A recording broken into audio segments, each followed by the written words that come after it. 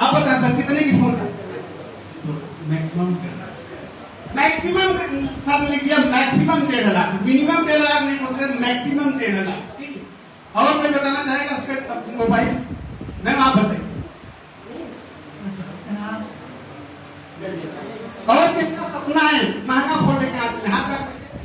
बहुत सारे लोगों का सपना है। चलिए हम कम से कम 1 करोड़ सर, जोरदार ताली होनी चाहिए।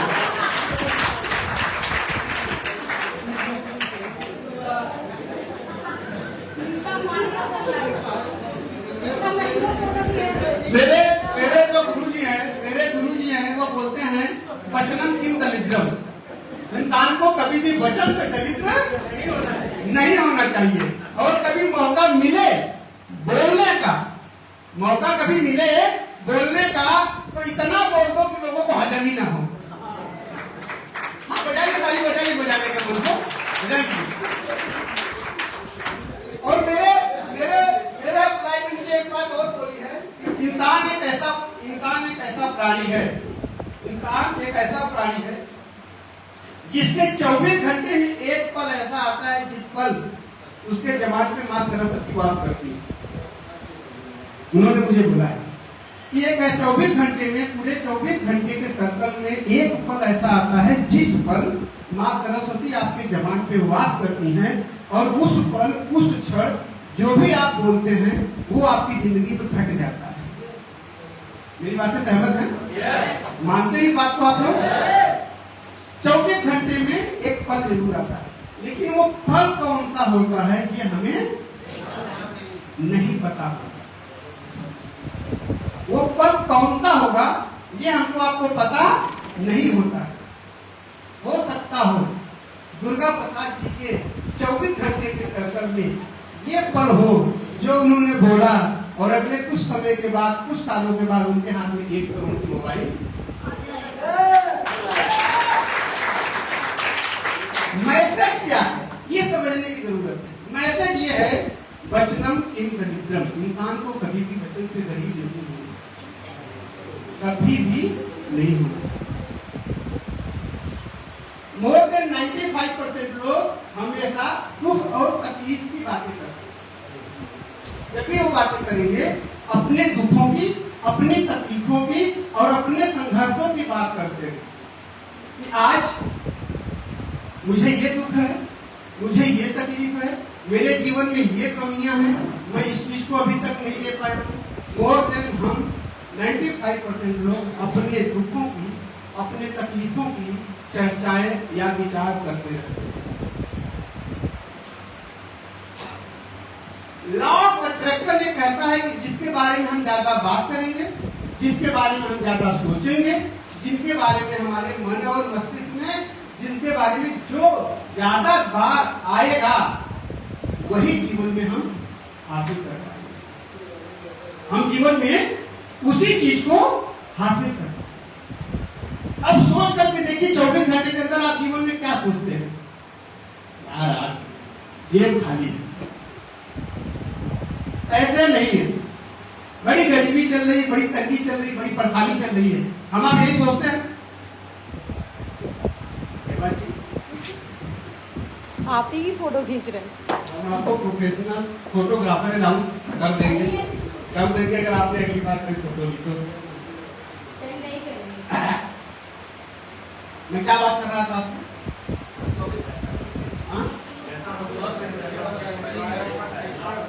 क्या बात कर रहा था? और क्या बात कर रहा था? ये खाली। और इससे पहले क्या बात कर रहा था? हाँ, इससे पहले और क्या बात कर रहा था? हाँ, मन में जो सोचते पहले और क्या बोल रहा था?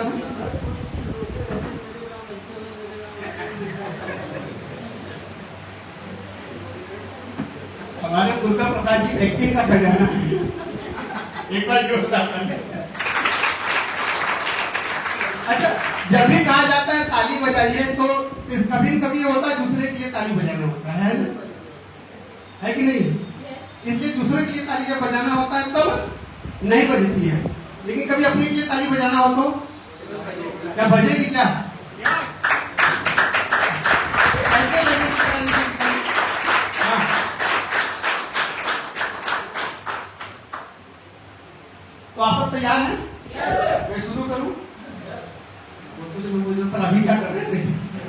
अभी क्या चल रहा था? अभी तो मैं आप लोगों से थोड़ा सा रूबरू हो रहा था कि मैं आपको जान रहा हूँ और आप मुझे जान रहे। मैं जान सकूँ कि आज हमारे बीच में लोग बैठे हुए हैं, क्या लोग बैठे हुए हैं, गोरे भी हैं, काले भी हैं, सुंदर भी है, खूबसूरत भी, मतलब हर टाइप के लोग हैं।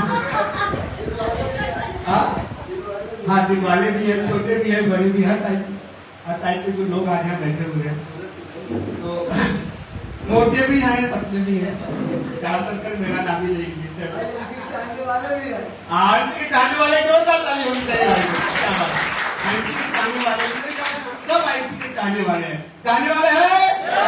तो आइए आज के सेशन में आगे बढ़ते हैं, शुरुआत करते हैं।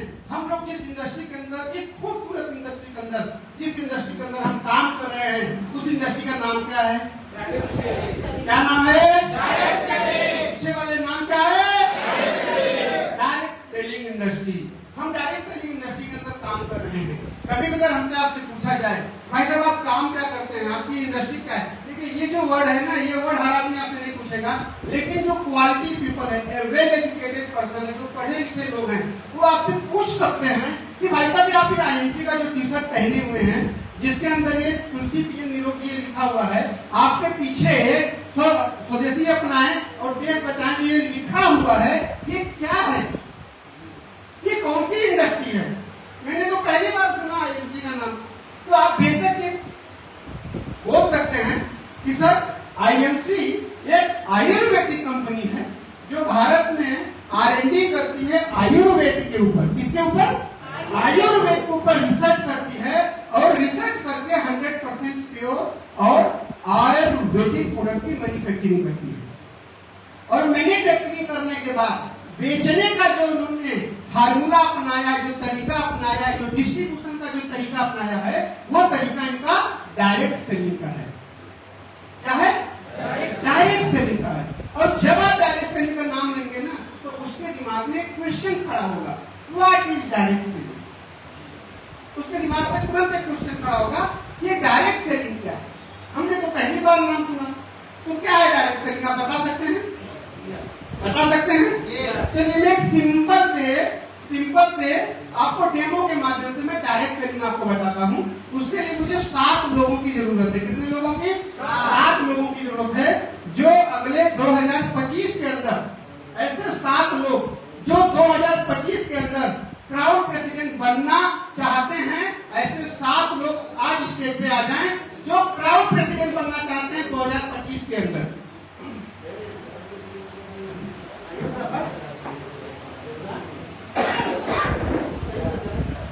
दौड़ के आ जाए तो क्राउड प्रेसिडेंट हो सकता है आपके पास, और जल्दी दौड़ के आ जाएगा। 7 लोग, 7 लोग हो गए? गिन लीजिए आप। ठीक है, बड़े गौर से इस चीज को देखिएगा। मैं आपको डायरेक्ट सेलिंग क्लियर करने वाला हूँ। बहुत सारे लोग बोलते हैं कि सर ये है क्या? ये जोड़ने जाने का धंधा है ना, या फिर ये टोपी पहनाने का धंधा है। कुछ लोग तो कुछ भी बात कर देते हैं, लेकिन मैं आपको डायरेक्ट सेलिंग को सरल शब्दों में समझाना चाहता हूँ। तो आप तैयार हैं? तो आप भाई साहब एक तरफ आ जाइए, तो वाले भी आप बाकी सब हमारे बीच में कितने लोग हैं? हम जिंदगी में पैसा कमाते हैं, राइट? सही बात है, हम जिंदगी में पैसा कमाते हैं, चाहे नौकरी करके कमाएं, चाहे व्यापार से पैसा कमाएं, चाहे चोरी करके कमाएं, किसी भी रूप में हम पैसा कमाएं, हम पैसा कमाते हैं। पैसा कमाने के बाद हम क्या करते हैं? हम पैसा खाते हैं क्या? मुझे जवाब चाहिए, क्या आप पैसा खाते हैं? पैसा आप नहीं खाते, फिर करते क्या है पैसे का? हाँ जी, सामान, राजकुमार जी सामान खरीदते हैं, और बाकी आप सब लोग क्या करते हैं पैसे का? हाँ जी, आप भी सामान खरीदते हैं। आप सब लोग क्या करते हैं? पीछे वाले पैसा जब कमाते हैं तो क्या करते हैं? जमीन खरीदते हैं। हम लोग सामान खरीदते हैं अपनी जरूरत का, ठीक है ना, जो हमें सुबह लेकर के शाम तक हमें जो पीछे चाहिए वो हम खरीदते हैं। तो जब हम कोई भी प्रोडक्ट कंज्यूम करते हैं, खरीदते हैं, तो हम क्या बनते हैं? हम ग्राहक बनते हैं, कंज्यूमर। देखिए भैया, कंज्यूमर ये हमारे बीच में है क्या? राकेश कुमार यादव। राकेश कुमार यादव जी ये हो गए कंज्यूमर, जो नौकरी करते हैं या कोई दुकान चलाते हैं या कोई शोरूम इनके पास है, और ये पैसा कमाते हैं और पैसा कमा करके अपनी जरूरत का सामान मार्केट से खरीद के लाते हैं कंज्यूमर बन जाते हैं। अब आप भाई साहब मुझे बताइए, आपने अब तक जो भी सामान कंज्यूम किया कहाँ से किया? दुकान से किया, आपने घर तो नहीं बनाया। कोई भी कंज्यूमर किसी भी प्रोडक्ट को अपने घर पे नहीं बनाता, ये क्या करता है? दुकान से खरीदता है। हमारे बिक्री हो गए क्या ये दुकानदार भाई का? तो मैं इनसे ये पूछना चाहता हूँ कि इन्होंने जो प्रोडक्ट इनसे खरीदा, क्या आपने बनाया? नहीं बनाया। और आप जो सामान बेचते हैं क्या फायदा कमाते हैं? यस। मतलब जो सामान ये बेचते हैं कंज्यूमर को, उससे आप फायदा भी कमाते हैं और वो प्रोडक्ट अपने घर पे नहीं बनाते। तो क्या करते हैं आप? होलसेलर से लेते हैं। अब ये क्या करते हैं? ये होलसेलर के स्मार्ट भाई साहब थे ना, बड़ा पैसा लगाएंगे, थोड़ा बड़ा स्मार्ट है। ये रिटेलर क्या करता है? जो छूट का अगर बगल हमारे आपके मोहल्ले में जो दुकान होती है, वो अपने से बड़े दुकानदार होलसेलर से परचेज करता है। अच्छा आप मुझे बताइए, क्या होलसेलर बनाता है? नहीं बनाता। क्या होलसेलर प्रॉफिट लेता है? बिल्कुल प्रॉफिट लेता है। तो अगर ये अपने घर पे नहीं बनाते तो ये क्या करते होंगे? ये अपने बड़े दुकानदार से लेते होंगे। तो होलसेलर लेता है किससे? डिस्ट्रीब्यूटर से, जिसके पास पूरे जिले का काम होता है। वो लाखों रुपया लगाया होता है, एक बड़ा सा गोदाम खोले रहता है और लाखों रुपया लगा करके 2 4 10 20 आदमी रख करके पूरे जिले में अपने सामान की सप्लाई कराता है। चाहे वो मंजन हो, चाहे वो बिस्किट हो, चाहे वो चाय की पत्ती हो, चाहे वो शैम्पू हो, चाहे वो हेयर ऑयल हो, हम जो भी सुबह लेकर शाम तक इस्तेमाल करते हैं, वो सारा का सारा प्रोडक्ट क्या करता है? वो यहाँ डिस्ट्रीब्यूटर अपने यहाँ बेचता है। अच्छा आप लोगों से एक सवाल और, क्या डिस्ट्रीब्यूटर बनाता होगा? जोर से बोलिए, बनाता होगा? नहीं बनाता होगा ना। तो भाई क्या करता होगा? ये अपने से बड़े दुकानदार से लेता होगा। अब ये है डिस्ट्रीब्यूटर, ठीक है ना। अब डिस्ट्रीब्यूटर आ गया स्टेट डिस्ट्रीब्यूटर के पास। किसके पास आ गया? स्टेट डिस्ट्रीब्यूटर के पास। ये स्टेट डिस्ट्रीब्यूटर क्या होता है? ये पूरे स्टेट, पूरे राज्य का इसके पास गोदाम होता है। ये करोड़ों रुपया इन्वेस्ट करता है, करोड़ों रुपया इन्वेस्ट करके पूरे स्टेट के अंदर, हर डिस्ट्रिक्ट के अंदर अपने माल की वो सप्लाई कराता है। आप कुछ भी खरीदते हैं, यही तरीका है डिस्ट्रीब्यूशन। अच्छा आप बताइए, ये स्टेट डिस्ट्रीब्यूटर क्या अपने घर में बनाता होगा? नहीं बनाता होगा। तो ये क्या करता होगा? ये कहीं न कहीं किसी कंपनी फैक्ट्री उस प्रोडक्ट को मंगाता होगा, है कि नहीं? आपने जो पेन लिया होगा है, ये पेन किसी फैक्ट्री में बना होगा। हाँ? आपने जो शर्ट पहना वो किसी फैक्ट्री में बना होगा। आपने जो जूता और चप्पल पहना वो किसी फैक्ट्री में बना होगा। तो इस तरीके के जो भी प्रोडक्ट होते हैं वो फैक्ट्री में बनते हैं। अब आप मुझे एक चीज बताइए, अगर इस कंज्यूमर ने कोई भी प्रोडक्ट खरीदा तो इस कंज्यूमर को जानकारी कहां से मिलती है? एडवर्टीजमेंट के माध्यम से। और एडवर्टीजमेंट करता कौन है? हम और आप। कौन करता है? जो सेलिब्रिटी होते हैं, जो ऑलरेडी बहुत पैसे वाले होते हैं, जिनके घर में करोड़ों रुपए ऑलरेडी आता रहता है और वो अपनी एक पहचान बने चुके होते हैं। वो क्रिकेटर भी हो सकते हैं, फिल्म एक्टर भी हो सकते हैं और कोई भी हो सकता है जो आज की डेट में ऑलरेडी सेलिब्रिटी है, एक बड़ी पहचान वाला, एक बड़ा पैसे वाला आदमी है। वो क्या करते हैं? ये जो कंपनी होती है उनको करोड़ों रुपए में हायर करती है। जैसे कि अभी हमारे बीच में कौन है? एडवर्टीजमेंट करने वाले अमिताभ बच्चन। हाँ बजाइए, ताली बजाइए। अब आप इनको अमिताभ बच्चन भी समझ सकते हैं, आप इनको शाहरुख खान भी समझ सकते हैं, ठीक है। आप इनको जो है ऐश्वर्या राय भी समझ सकते हैं, दीपिका पादुकोण भी समझ सकते हैं। एडवर्टीजमेंट आप जिन को टीवी में देखते हैं आप उनको समझ। एक सिंपल सा क्वेश्चन मेरा आपसे है, ये जो एडवर्टीजमेंट आपको दिखाते हैं टीवी के माध्यम से, क्या ये खुद यूज करते होंगे?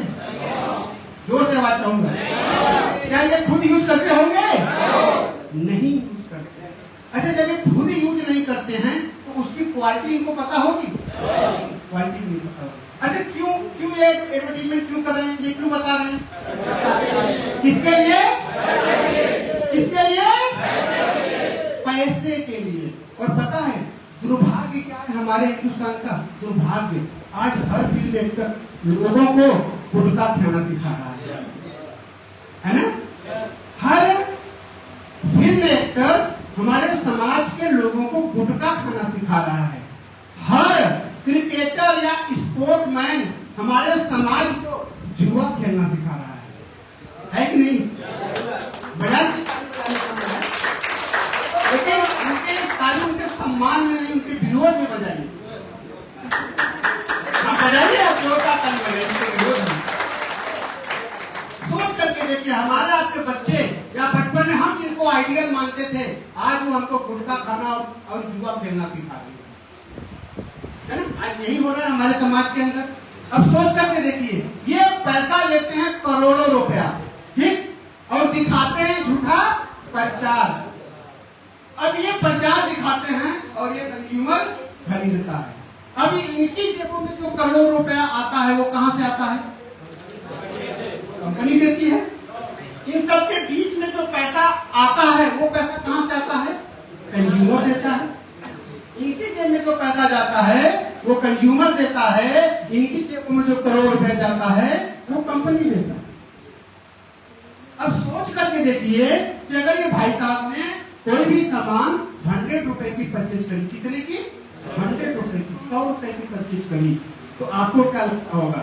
इनको 100 में मिला होगा, इनको इन सबको कम में मिला होगा।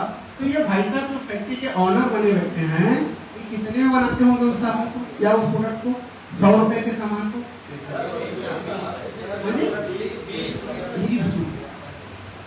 आज की डेट में आप गूगल में डालेंगे तो कोई भी प्रोडक्ट की जो मैन्युफैक्चरिंग कास्ट निकल करके आती है 20 से 30%, मैक्सिमम 20 से 30%। सोच करके देखिए कि 30 रुपए की बनी हुई चीज हमने 100 रुपए में खरीदी, और 100 रुपए जब हमने खरीदी तो हमारी जेब का 70 से 80 रुपया कहाँ गया? उन बीच के लोगों में गया। क्या आपके रिश्तेदार हैं, सगे संबंधी हैं, भाई बंधु पड़ोसी हैं? फिर अपनी मेहनत का 70 से 80% पैसा इनको आप क्यों दे रहे हैं? क्यों दे रहे हैं? क्योंकि अभी तक हमारे बाप दादा ने हमें यही सिस्टम दिया हुआ है और इसी सिस्टम में हम काम कर रहे हैं। अब आप मुझे बताइए, ये जो बीच के लोग हैं क्या वो क्वालिटी में कोई सुधार करते हैं उस प्रोडक्ट की? नहीं करते हैं। फिर करते क्या है? बीच के लोग खिसकाने का काम करते हैं और हीरो हीरोइन बताने का काम करते हैं। और आपको मैं बता दूं, हमारे हिंदुस्तान में जो भी आदमी प्रोडक्ट कंज्यूम करता है, प्रोडक्ट परचेज करता है, अगर वो दिन के 12 घंटे काम करता है, दिन के 12 घंटे काम करता है और उसको ऐसा लगता है कि मैं 12 घंटे काम करके अपने परिवार को चला रहा हूं, तो आप बिल्कुल गलत सोच रहे हैं। आप 12 घंटे काम करके अपने परिवार को नहीं चला रहे हैं, आप मात्र दिन के 3 घंटे काम करके अपने परिवार को चला रहे हैं, बाकी के 9 घंटे आप इनको अमीर बनाने के लिए काम कर रहे हैं। आप बाकी के अपने 9 घंटे आप इनको अमीर बनाने के लिए काम कर रहे हैं, और आप देखना इनके बिचौलियों के पास बड़ी बड़ी गाड़ी, बड़े बड़े घर, बड़े बड़े बंगले, इनके लड़के इंडिया की टॉप स्कूलों में कर रहे हैं, विदेश जा रहे हैं पढ़ने के लिए, और भी BMW मर्सिडीज इनके घर में है। कंज्यूमर के घर में क्या है? गरीबी, बीमारी, लाचारी, यही है, यही है। किसके? और इनके जेबों में अगर ये करोड़ों रुपए जा रहा है तो उसकी ताकत कौन है? ये कंज्यूमर। ये कंज्यूमर है। कंज्यूमर के अंदर ताकत है, वो दुनिया में किसी को भी अमीर बना सकता है, किसी को भी अमीर बना सकता है। ये कंज्यूमर के अंदर ताकत है। हम कब करेंगे ये ताकत? तो आज की बात नहीं है ये बात है 1884 की। कब है? 1884। मतलब कितने साल हो गया? 1884 और 2024 कितने साल हो गया? 100 साल पहले की बात नहीं है। 40 साल बात बताने के लिए मैं सोचा मैं ही यहाँ कि आप सब भी यहाँ पे मेरी बातों को सुन रहे हैं। तो 140 साल पहले एक बात पे विचार किया गया कि अगर इस पूरे सिस्टम के अंदर से हम कंज्यूमर हटा दें, क्या सिस्टम चलेगा? चलिए कंज्यूमर को रखते हैं इस पूरे सिस्टम से, अगर हम इस कंपनी को हटा दें, क्या सिस्टम चलेगा? नहीं चलेगा। कंज्यूमर हट जाएगा, सिस्टम नहीं चलेगा। कंपनी हट जाएगी, सिस्टम नहीं चलेगा। लेकिन थोड़ी देर के लिए अगर हम इन बीच के लोगों को हटा दें, इन बीच के लोगों को हटा दें, तो क्या सिस्टम चलेगा? कभी नहीं चलेगा, कभी नहीं चलेगा। कैसे चलेगा? चलो क्या मुझे बताइए, अब मुझे एक साबुन खरीदना है, वो साबुन है, वो कंपनी है हरिद्वार में। आप एक साबुन लेने हरिद्वार जाओगे? तभी सिस्टम नहीं चलेगा। किस कंडीशन में सिस्टम नहीं चलेगा?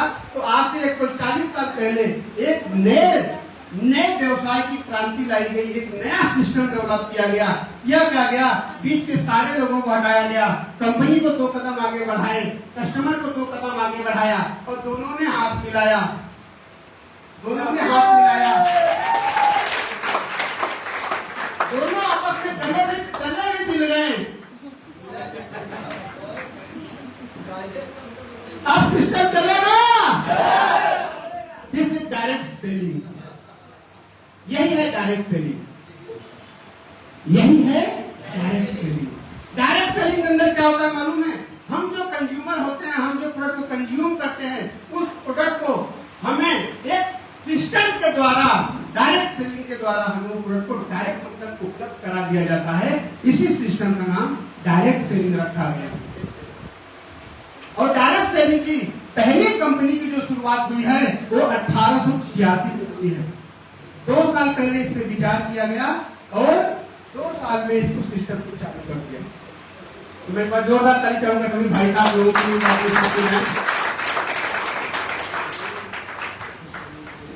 ये 1886 से डायरेक्ट सेलिंग चल रहा है। आपको पता है डायरेक्ट सेलिंग आज दुनिया की किन देशों में चल रहा है?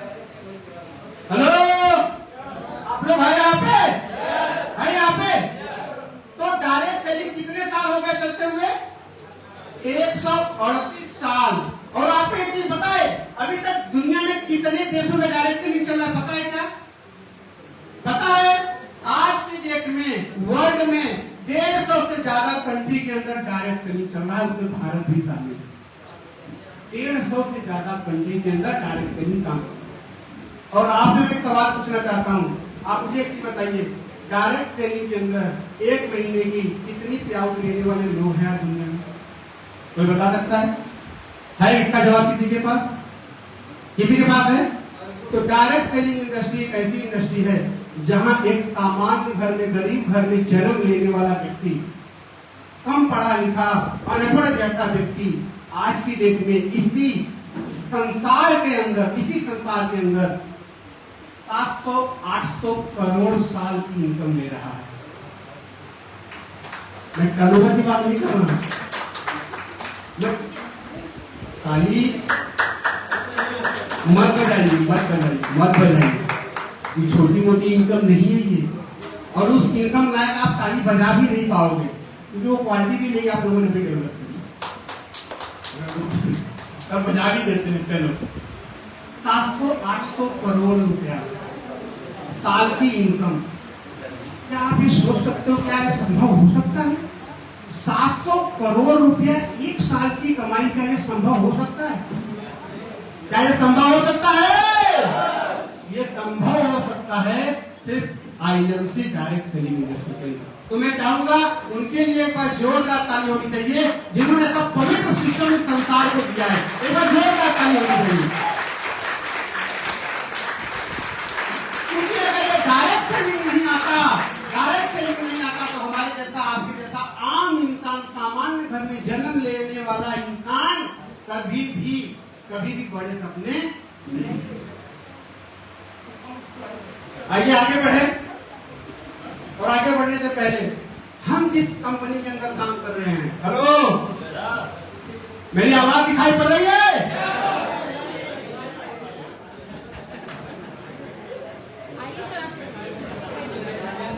मेरी आवाज दिखाई पड़ रही है?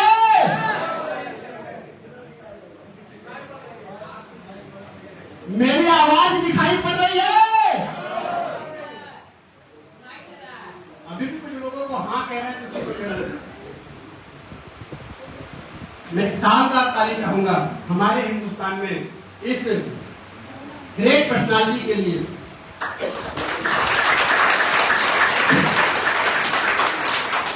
और मैं डॉक्टर अफरोज भाटिया के जोरदार ताली होनी चाहिए, जिन्होंने जिन्होंने आईआईटी जैसा पवित्र और बेहतरीन सिस्टम डिजाइन किया। दोस्तों और इस सिस्टम को डिजाइन करके हमको आपको दे दिया है, जहां हमारे जैसा इंसान बड़े सपने देख सकता है, बड़ी इनकम लेने की सोच सकता है। तो क्या आप सबके सपने बड़े हैं? सपने बड़े हैं, क्योंकि मिलेगा उन्हीं को जिनके सपने, बाकी किसी को। अब इसको हासिल करने के लिए, इस सिस्टम में करोड़ों रुपए हासिल करने के लिए आपको कहां कहां से गुजरना होगा, किन किन रास्तों को तय करना होगा, क्या आप जानना चाहेंगे? क्या आप जानना चाहेंगे? तैयार है? तो आइए मैं आपको आगे लेकर के चलता हूं और मैं आपसे आगे वो डिस्कशन करता हूं कि आपको इस बिजनेस में टॉप लेवल पे जाने के लिए, डायरेक्ट सेलिंग का बाबू बनने के लिए, आईटी बिजनेस में कोहिनूर टाउन प्रेसिडेंट बनने के लिए, क्राउन प्रेसिडेंट बनने के लिए आपको किन रास्तों से गुजरना पड़ेगा, कौन कौन से ऐसे एटीट्यूड, कौन कौन से ऐसी आदतें, कौन कौन से ऐसी लीडरशिप है जो आपको